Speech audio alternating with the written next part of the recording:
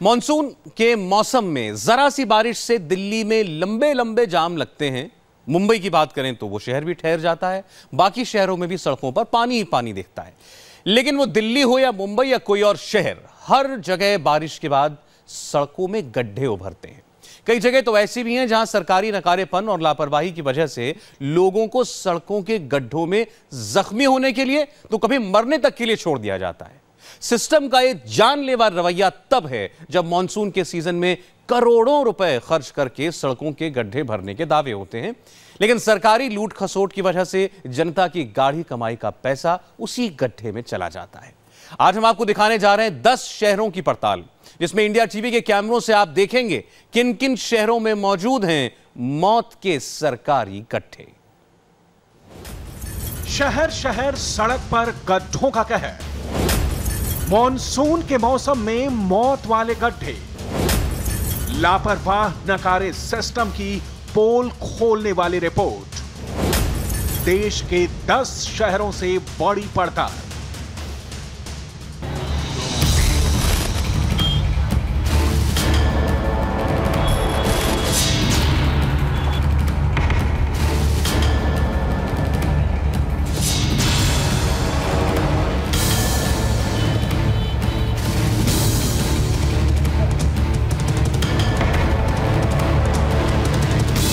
फरीदाबाद की इस तस्वीर को आप जितनी बार देखेंगे उतनी बार आपको गुस्सा आएगा। इस तस्वीर को देखकर उस सिस्टम को आप धिक्कारेंगे जो सड़क पर कब्र खोदकर आम आदमी को मौत का निमंत्रण देता है। आपको नफरत होगी उस व्यवस्था से जिसमें जनता के पैसों पर पलने वाले सरकारी मुलाजिम यमराज के अवतार बन चुके हैं और आम लोगों के लिए नरक के दरवाजे खोलते हैं।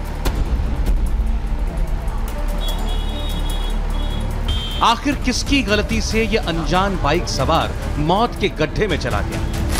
आखिर किसकी गलती से यह परिवार इस गड्ढे में मौत का साक्षात सामना करने से बच गया?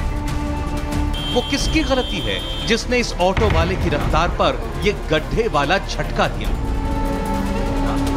वो कौन है जो इस साइकिल सवार का कसूरवार है? कौन बताएगा कि अगर इन 3 लड़कों के घर मातम पसर जाता तो उसका गुनहगार कौन होता? इस सवाल का जवाब नाकारे सिस्टम में है। इस सवाल का जवाब नाकारे सरकारी महकमे में है। इस मौत वाले सरकारी गड्ढे का जवाब सरकारी मुलाजिमों में है। ये सरकारी सिस्टम को क्यों नहीं दिखा कि ये मॉनसून का महीना है? ये क्यों नहीं दिखा कि एक सड़क पर एक मैनहोल खुला हुआ है? ये क्यों नहीं समझा गया कि सड़क पर पानी भरने के बाद मैनहोल में गिरकर किसी की मौत हो सकती है? सिस्टम को नहीं समझना तो उसने नहीं समझा। ये वो नासमझ सिस्टम है जो जनता की गाढ़ी कमाई के करोड़ों अरबों रुपयों की सामूहिक लूट खसोट करता है। आम जनता को गड्ढों में गिरने और मरने और सड़क पर डूबकर चलने के लिए मजबूर करता है। इसी लापरवाही की वजह से बीच सड़क पर जहां से सैकड़ों राहगीर गुजरते हैं, एक मैनहोल खुला छोड़ दिया गया और आम आदमी को इस सरकारी गड्ढे में गिरने और मरने का न्योता दिया गया। इसके जरिए कहा गया कि आ गड्ढा मुझे मार, क्योंकि यह सरकारी कब्र है और ये उसका सबूत।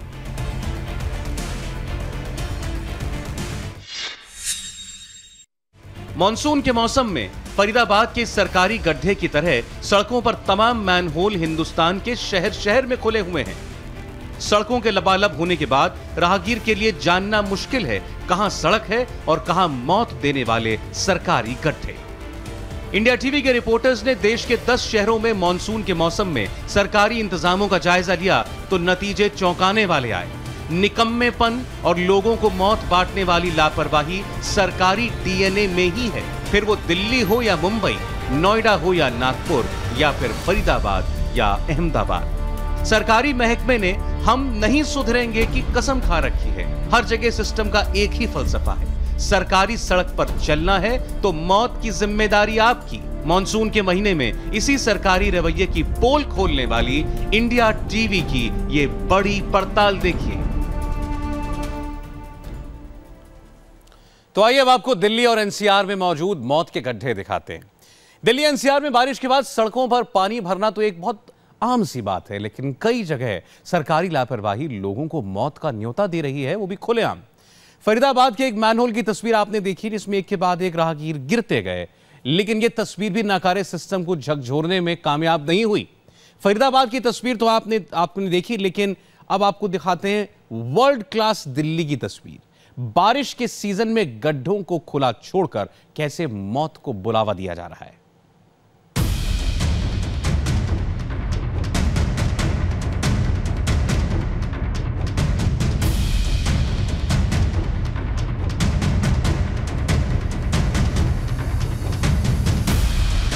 अगर आप दिल्ली में रहते हैं तो सड़कों पर संभल कर चलिए, क्योंकि दिल्ली के ये गड्ढे कभी भी आपको जमीन पर गिरा सकते हैं।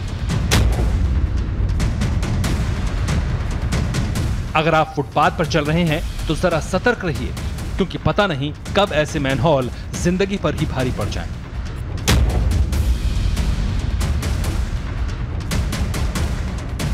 मौत के ये सरकारी गड्ढे उस दिल्ली के हैं जिसे वर्ल्ड क्लास सिटी बनाने का ख्वाब दिखाते हैं यहाँ के मुख्यमंत्री। देश की राजधानी दिल्ली में मौत के इन गड्ढों की तलाश में निकली इंडिया टीवी संवाददाता गोनिका अरोड़ा। मुख्यमंत्री अरविंद केजरीवाल ने दिल्ली को लंदन जैसा बनाने का दावा किया था। कई वादे किए गए थे, लेकिन उन वादों की पोल खोल रहे हैं दिल्ली की सड़कों पर पड़े बड़े बड़े गड्ढे और खुले हुए सीवेज। हमने दिल्ली के कुछ इलाकों का रियलिटी चेक किया और देखा कि कई बड़े गड्ढे हैं दिल्ली की सड़कों पर, साथ ही साथ कई सीवेज खुले हुए हैं। इंडिया टीवी की टीम सबसे पहले 30 हजारी मेट्रो स्टेशन के पास पहुंची। इस सड़क को देखिए और अंदाजा लगाइए चंद मिनट की बारिश में यहाँ क्या हाल होता होगा। ये 30 हजारी मेट्रो स्टेशन से सटी वो सड़क है जहाँ दिन भर व्यस्त ट्रैफिक रहता है। अक्सर हादसे होते रहते हैं। इन गड्ढों की वजह से लोग सड़क पर गिर जाते हैं। लोग शिकायत करते करते थक गए, फिर भी हादसे की वजह बने ये गड्ढे जस के तस हैं। सड़कों के निर्माण कार्य पर सरकारें करोड़ों रुपयों खर्च करती हैं, लेकिन उसके बाद उनकी मेंटेनेंस पर बिल्कुल भी ध्यान नहीं दिया जाता। और इसका सबूत है 30 हजारी मेट्रो स्टेशन के बिल्कुल नीचे पड़ती है बुलवर रोड।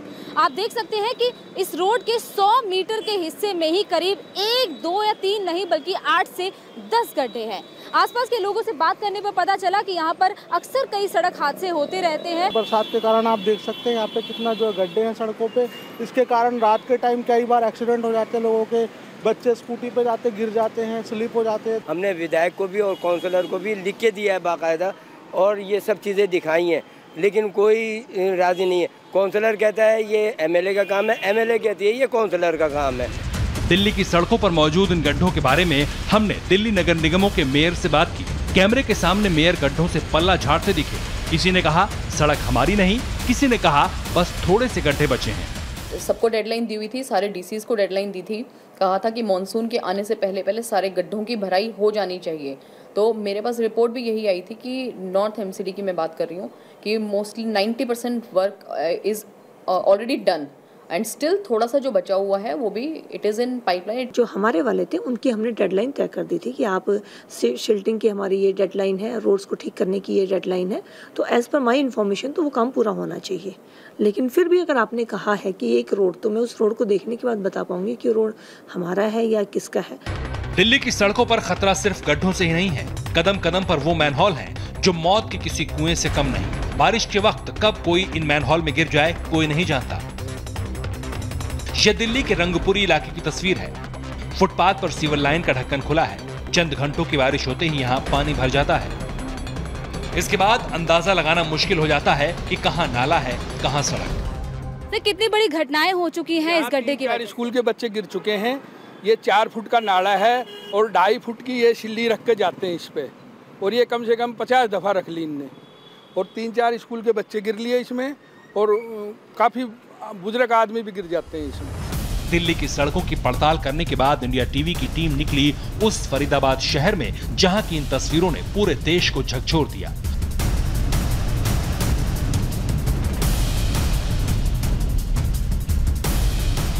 सराय ख्वाजा की सीसीटीवी फुटेज को पूरे देश ने देखा। बारिश के वक्त कैसे सीवर लाइन मौत का सबब बन सकती है। इन तस्वीरों के सामने आने के बाद हमने फरीदाबाद में उन सीवर लाइन की तलाश की जो बारिश में मौत के मैनहोल बन जाती हैं। चौराहे के ठीक किनारे मैनहोल की ये तस्वीर फरीदाबाद के सबसे व्यस्त चौराहे की है।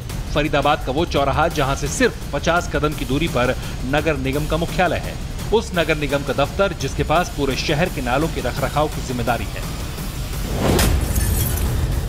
ये तो अभी हमें दिखाई दे रहा है कि इसमें पानी नहीं है। अगर लोग बात करते हुए भी आए और उसका अचानक ये देखिए ये पैर इसमें चला जाए तो निश्चित तौर पर उसे मौत ही मिलेगी। ये तो खैर शुक्र है कि अभी वाटर लॉगिंग नहीं है और बीच सड़क पे पानी भी जमा नहीं है। फरीदाबाद में सिर्फ मेन रोड के मैनहोल ही नहीं खुले, रिहायशी इलाकों में तो बुरा हाल दिखा। फरीदाबाद NIT के आसपास के इलाके में कदम कदम पर मैनहोल खुले मिले। ये तस्वीरें NIT नंबर 5 की हैं। यहाँ तो सड़क के बीचों बीच मैनहोल के ढक्कन खुले थे। बारिश के दौरान इस इलाके में वाटर लॉगिंग हो जाती है। इसके बाद कहाँ गड्ढा है कहाँ सड़क, इसका अंदाजा लगाना बेहद मुश्किल हो जाता है। और जो इस कमियों का जिम्मेदार होगा, लापरवाही का जिम्मेदार होगा, उन पे सख्त कार्रवाई की जाए कि वो इस तरह से कमियां क्यों छोड़ते हैं। इस तरह से मेन होल के ढक्कन खुले हुए हैं, कोई भी गिर सकता है, कोई भी दुर्घटना हो सकती है, तो ये सब चीजें हम बर्दाश्त नहीं करेंगे। अब जरा दिल्ली NCR की एक और शहर की तस्वीर देखिए।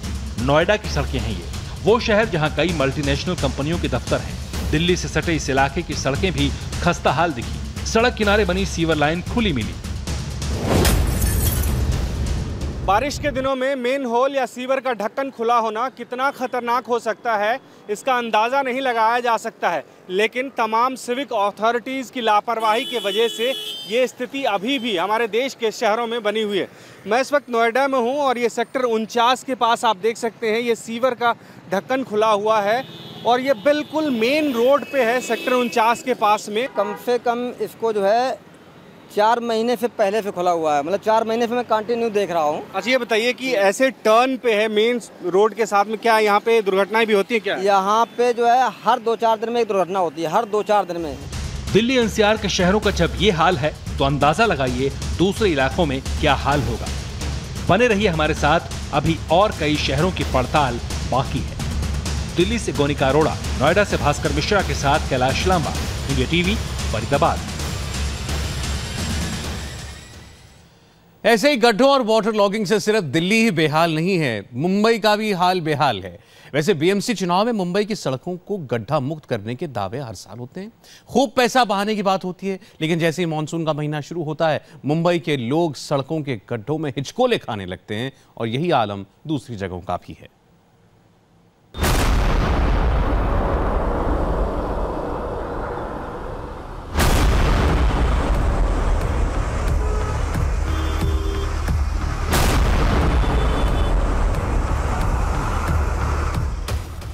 गड्ढे के बीचों बीच हिचकोले खाती गाड़ियां, बीच सड़क पर मैनहोल का खस्ताहाल चैम्बर। कब कहां एक्सीडेंट हो जाए, कब कहां कौन सी गाड़ी फंस जाए, अंदाजा लगाना बेहद मुश्किल है। ये तस्वीरें मुंबई की हैं। मानसून की बारिश के बीच ये मैनहोल मुंबई वालों के लिए किसी डरावने सपने से कम नहीं। भारी बारिश की वजह से जब सड़कों पर पानी भर जाता है तब ये मैनहोल सबसे ज्यादा डराते हैं, क्योंकि इन टूटे हुए चैम्बर्स के बीच टायर फंसने का खतरा काफी ज्यादा होता है। आपको एक मेन होल दिखाते हैं मुंबई की साकिनका इलाके की सड़क पर। आप देख सकते हैं इस मेन होल के बगल का जो पूरा का पूरा चेंबर है वो पूरी तरह से टूटा हुआ है। जब इस सड़क पर भारी बारिश के चलते पूरी तरह से जल भराव की स्थिति हो जाती है तो कहीं ना कहीं इस तरह के जो टूटे हुए चेंबर हैं वो एक बड़े खतरे को न्योता देते हैं। ये तस्वीर अंधेरी के मरोल इलाके की है। सड़क पर बड़े बड़े गड्ढों के बीच से गाड़ियां गुजर रही हैं। इन गड्ढों में गाड़ियों के फंसने का ही खतरा नहीं रहता, गड्ढों की वजह से पड़ने वाली छींटों से राहगीरों को भी काफी दिक्कत होती है। इस वक्त हम मुंबई के मरोल इलाके में मौजूद हैं और यहाँ पर सड़क का हाल आपको दिखाते हैं। आप ठीक मेरे पीछे देख सकते हैं कि तकरीबन 10 मीटर एक बड़ा सा गड्ढा है और इस गड्ढे के चलते कहीं ना कहीं दुर्घटना होने की संभावना बनी रहती है। आप देख सकते हैं कि जो वाहन चालक है वो जब यहाँ से गुजरते हैं तो कहीं ना कहीं लोगों के लिए एक बड़ी परेशानी होती है। भीड़भाड़ वाले इलाके में BMC के कर्मचारी मैनहोल का मुंह बंद करते दिखे। मानसून की बारिश से पहले कुछ जगह गड्ढों को भी पाट दिया गया था, फिर भी मुंबई शहर में कदम कदम पर गड्ढे दिखे। अब आपको मुंबई से बाहर की तस्वीर दिखाते हैं। ये नासिक को मुंबई से जोड़ने वाला हाईवे है। इस हाईवे पर गड्ढे की वजह से गाड़ियों की रफ्तार धीमी दिखी।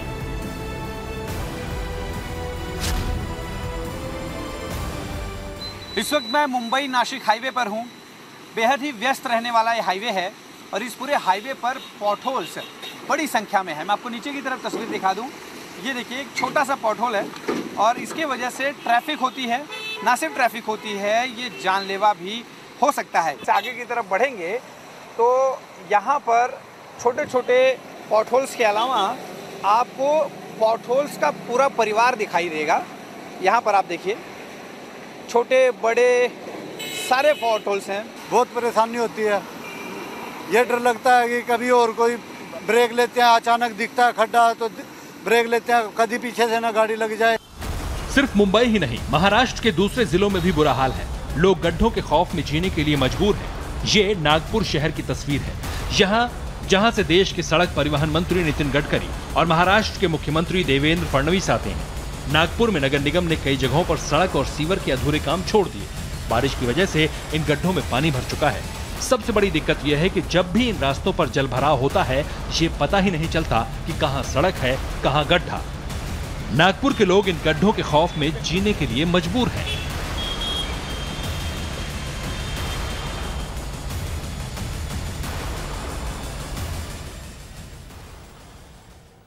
अब आपको हम एक ऐसी खबर दिखाते हैं जिसे देखकर आप बेचैन हो उठेंगे।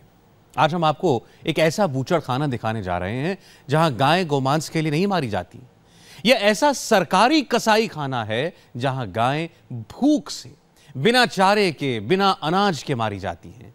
यह राजस्थान के वसुंधरा राज्य की हकीकत है। पिछले कुछ दिनों में राजस्थान के भरतपुर और सिरोही के सरकारी गौशालाओं में भूख की वजह से गायों की मौत हुई।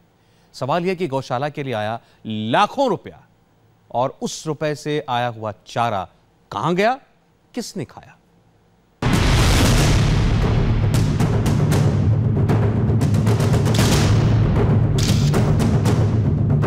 जब देश में गोरक्षकों के उत्पात पर चर्चा और चिंता का दौर जारी है, वहां ये रोती गायें सरकारी बदइंतजामी से मुकर्रर मौत की गवाही दे रही हैं। मौत तो इनकी स्वाभाविक है, क्योंकि इन्हें लाया ही गया है भरतपुर के कालिया गौशाला में भूख से मरने के लिए। ये राजस्थान की गौशालाओं की वो बदनसीब गायें हैं जिन्हें कई दिन से चारा नहीं मिला है। ये कई दिन से भूखी हैं और जो बरसात में गोबर और कीचड़ में भीगकर मौत का इंतजार कर रही हैं। भरतपुर का कालिया गौशाला दर्जनों गायों के लिए काल बन गया है। पिछले एक महीने में 40 से अधिक गायों की मौत हुई है और सबसे बड़ी वजह है भूख की वजह से ये मौत हुई है। इस वक्त भी आप देखें तो इस गौशाला में 9 गाय ऐसी हैं जो कि अब उठ नहीं सकती हैं। आप ये देखिए सामने में ये गाय कल से इसी तरह से है। तमाम कोशिश की गई है। भरतपुर के गौशाला में दर्जन भर ऐसी गायें हैं जो जमीन पर बैठी हैं। इतनी कमजोर हैं कि इन्हें उठाने की कोशिश बेकार है। रोजाना 2-3 गायें इस हालत का शिकार होती हैं और फिर उनकी मौत हो जाती है। कालिया गौशाला में इस वक्त करीब 250 गायें हैं, जिनमें से पिछले एक महीने के दौरान 40 की मौत हो चुकी है। गायों की दुर्दशा की वजह है चारा, जो इन्हें नहीं मिलता। जो मिलता है उसकी हालत क्या है वो आप देखिए। 250 गायों के लिए एक दिन का चारा कितना होना चाहिए, एक महीने के लिए स्टॉक कितना होना चाहिए, इसका अंदाजा आप लगाइए। लेकिन कालिया गौशाले में जो पूरा स्टॉक है चारे का, वो मैं आपको दिखा रहा हूँ। 250 के करीब गायें हैं और इनके पास बस इतना चारा है। सभी गायों को ये चारा दे दिया जाए तो ये एक दिन में खत्म हो सकता है। सवाल है कि गायों की मौत का जिम्मेदार कौन है, कौन इनका चारा खोर है और कौन गायों की मौत के बाद उसे छुपाने की तिकड़म करता है। जब एक से ज्यादा गाय की मौत हो जाती है, कई दिनों तक गौशाले के अंदर में वो पड़ी रहती है, उसके बाद प्रशासन यहाँ पे पहुंचती है और जेसीबी मशीन के द्वारा उसको वहां से उठा के और ठीक इस गौशाला का पिछला हिस्सा जो है वहां पे मिट्टी के नीचे दबा दिया जाता है। ये आप देखिए परसों का ये हाल है।